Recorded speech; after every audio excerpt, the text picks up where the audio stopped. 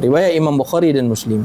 Kami, kata para sahabat radhiyallahu anhum ajma'in, bersahur bersama Nabi SAW. Kemudian kami bangkit untuk salat subuh. Dan kadar antara salat azan subuh dengan sahur itu adalah sekadar bacaan 50 ayat. Kemudian Nabi juga ada menyebut dalam sebuah hadis, as-sahur barakah fala tad'uhu walau ayyujarra'a ahadukum jur'atama. Sahur itu berkat, maka janganlah kamu tinggalkan walaupun seorang antara kamu hanya meneguk seteguk air. Jadi jangan tinggal sahur tau. Dia yang biasa tinggal sahur ni orang-orang muda lah macam kami ni kan. Sebab kata alah tak ada apalah, tak sahur pun okey je puasa kan. Alah dah sahur dah malam tadi more.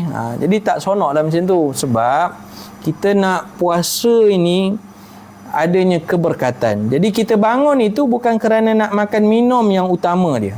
Itu yang ramai orang salah faham tau. Bangun sahur, niat dan matlamat utama bukan untuk makan minum, nak mengenyangkan perut, nak menghilangkan dahaga. Bukan. Kita bangun sahur itu adalah kerana untuk Allah Subhanahu Taala. Kita bangun sahur itu adalah untuk mengikuti sunnah baginda Nabi SAW. Orang yang bangun sahur kerana Allah, kerana Nabi SAW, dia akan rasa ada keberkatan. Dia akan dapat keberkatan tu.